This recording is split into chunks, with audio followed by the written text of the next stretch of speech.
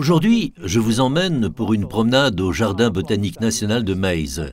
Meize est connu pour ses grandes serres, mais autour des serres, on trouve un immense parc avec toutes sortes de plantes fascinantes et intéressantes, même en hiver. Et on va en chercher ensemble. Là, on a déjà un arbuste qui se distingue facilement. Il s'agit d'un néflier brillant, un photinia, mais pas le photinia commun que l'on voit partout dans les jardins. Celui-ci a de très belles baies rouges. Ces baies, bien sûr, sont un régal pour les oiseaux durant l'hiver et en été. Là, vous avez de magnifiques grappes de fleurs blanches. Cet arbuste, on le laisse pousser, mais on peut vraiment le garder court en le taillant un peu à la fin de l'été. Il devient alors plus compact et on peut l'avoir dans un petit jardin. Le Photinia davidiana, je le trouve magnifique.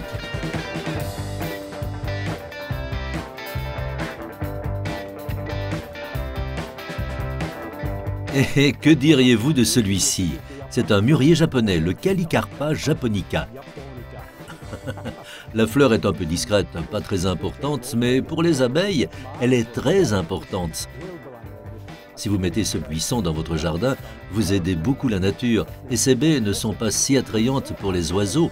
Seulement si l'hiver est long et rude, alors là, ils voudront s'en nourrir. Mais vous voyez cette couleur assez spéciale. Elle irait bien dans une composition pour Noël, non? Oui, et vous me direz qu'il en porte beaucoup, mais il peut en porter encore plus. Alors vous devriez en mettre deux ensemble. Le Calicarpé fleurira davantage, produira encore plus de baies avec une pollinisation croisée. C'est un bon conseil. Aussi pour un petit jardin, parce que vous pouvez facilement le tailler pour qu'il reste compact.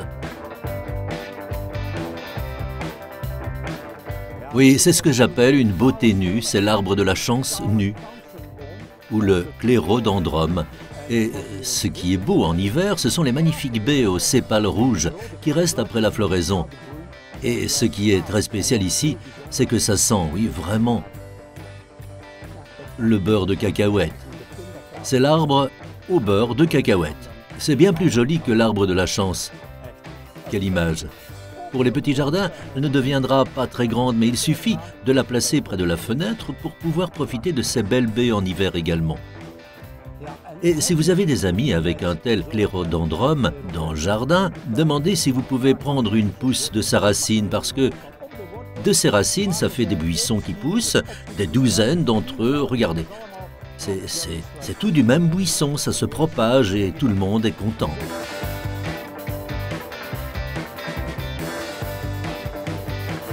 Si vous venez vous promener dans le jardin botanique de Meize, même en hiver, vous tomberez de surprise en surprise. Regardez cette beauté-là.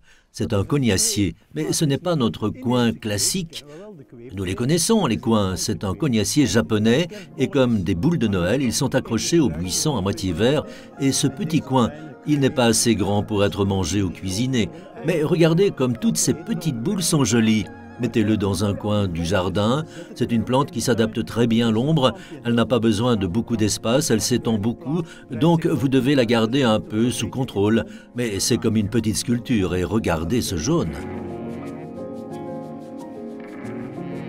Si vous voulez profiter du bambou, vous devez faire deux choses. Tout d'abord, couper à 2 mètres de hauteur. Vous verrez alors ces belles tiges avec les nœuds en jaune, en vert ou même là, en noir. Et deuxièmement, n'oubliez pas, vous devez aussi l'entourer et l'isoler parce que la plupart des bambous vont vite proliférer. Vous pouvez les empêcher en achetant des membranes d'isolation professionnelle, 10 cm au-dessus du sol et un demi-mètre dans le sol. Et là où elles se chevauchent, fixez-les bien ensemble. Regardez, ce dont tout le monde a envie, si votre jardin est assez grand, mettez-y un bambou noir. Et dans cette partie du Jardin botanique national, il y a des bouleaux. Et pas n'importe lesquels, mais des bouleaux du monde entier. Et celui-ci vient de l'Himalaya. C'est mon bouleau préféré. Regardez, je vais lui faire un gros câlin. Un bel arbre. Et regardez l'écorce. Ça accroche vraiment le regard, surtout en hiver. Si vous avez un tel bouleau quelque part dans le coin de votre jardin ne doit pas être trop petit. Mais vous pouvez alors profiter de cette belle écorce qui se détache. Et regardez, sous la vieille écorce, un beau blanc apparaît. Et puis vous pouvez voir ces belles rayures transversales ici, ces lenticelles, qui sont des trous de respiration dans l'écorce. Et oui, cet arbre a quelque chose à offrir en hiver, en été et en automne. C'est le bouleau de l'Himalaya, car il pousse à l'état sauvage dans l'Himalaya et le nord de l'Inde. Vraiment spécial. Il commence par exemple à se ramifier très bas. C'est déjà un vieil arbre celui-là. Et là aussi, c'est l'un de mes arbres préférés, le cerisier du Tibet. Avec de belles fleurs au printemps, des fruits pour les oiseaux, mais regardez cette écorce en hiver. Dans ces endroits où l'on respire difficilement, disposée horizontalement. Et entre les deux, entre cette écorce écaillée, vous avez des structures de couleur cuivre, acajou, très lisses. Ces structures, eh bien, touchez-les. C'est vraiment magnifique. Si vous avez de la place dans le jardin, mettez-en un. Sinon, venez vous promener ici pour le sentir.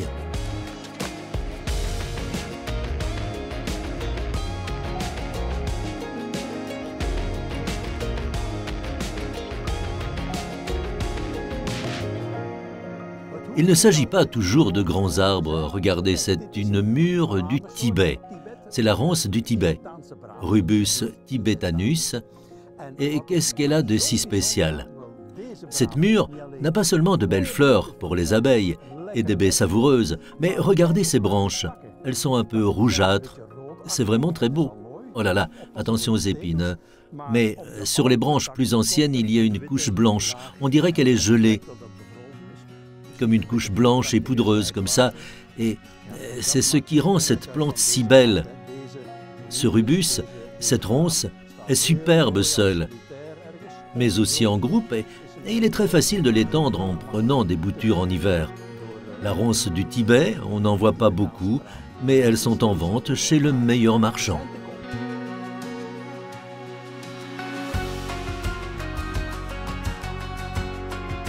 Et que pensez-vous de cette beauté ici? C'est un érable, mais pas un érable ordinaire, son écorce se détache chaque hiver comme du papier. Regardez, c'est pour cela qu'on l'appelle l'érable à papier. Un Acer griseum, mais il n'y a pas beaucoup de gris et homme, pas beaucoup de gris, parce qu'il est vraiment magnifique. De couleur cannelle à cuivre, voire acajou, il vous invite vraiment à le toucher. J'adore ça. On ressent vraiment la puissance de cet arbre, l'érable à écorce de papier, et plutôt grand aussi, quelle stature.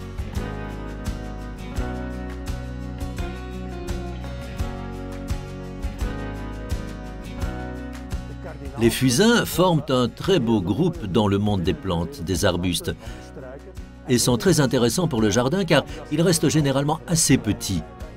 Il y a les espèces classiques, comme ici, le fusain commun, qui est magnifique.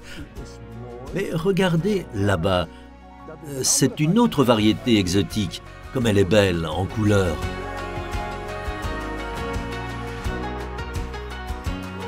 Cette variété s'appelle Hamiltonianus. C'est aussi un fusain, mais qui fleurit beaucoup plus abondamment, dont les baies persistent plus longtemps, et qui a une plus belle couleur rose que le fusain européen ordinaire.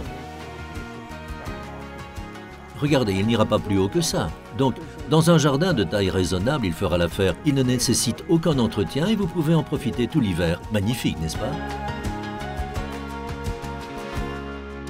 J'espère que vous aurez trouvé pas mal d'inspiration au cours de cette promenade dans le Jardin botanique national de Meize.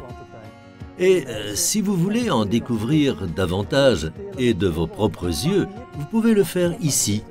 Alors venez jeter un coup d'œil. À bientôt.